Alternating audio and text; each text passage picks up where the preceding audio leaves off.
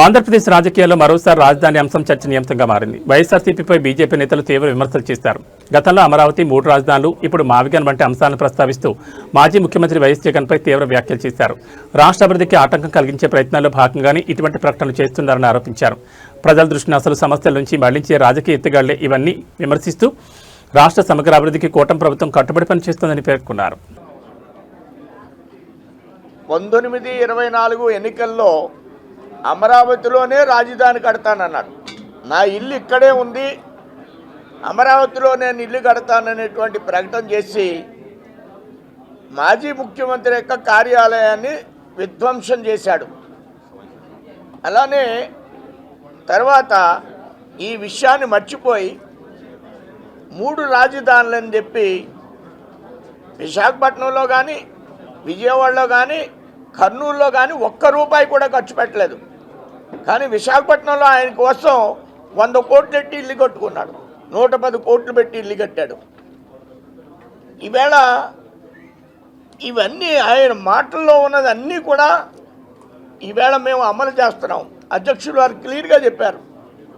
మచిలీపట్నం ఏంటి, ఇప్పుడు అందులో పోర్టు నిర్మాణం, అలానే 6 వేస్ వేస్తుంది ఈవేళ నేషనల్ గవర్నమెంట్, 6 రోడ్ల వ్యవస్థ నిర్మాణం.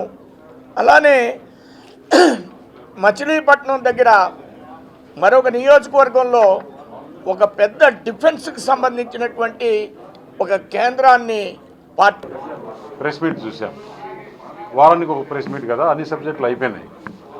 ఈ సబ్జెక్ట్ తీసుకొని ఆంధ్రప్రదేశ్లో నేను ఇంకా ఏమీ చేయలేను, ఈ కూటమి అంటే భారతీయ జనతా పార్టీ, తెలుగుదేశం, జనసేన కలిసిగా ఉన్నంత వరకు ఆంధ్రప్రదేశ్లో నాకు పుట్టగతులు లేవు.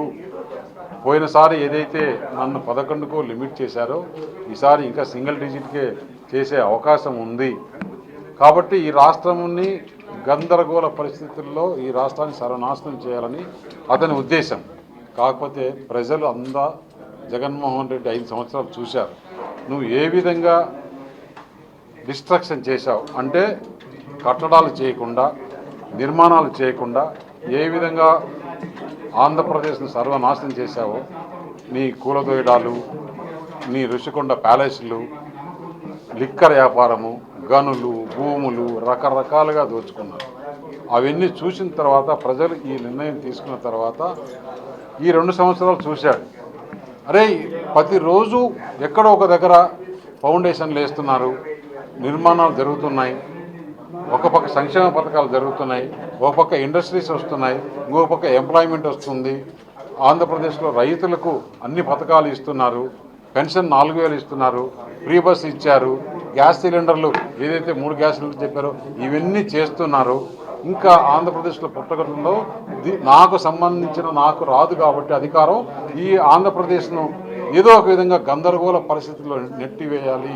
ఈ పరిస్థితులను ఏ విధంగా మనము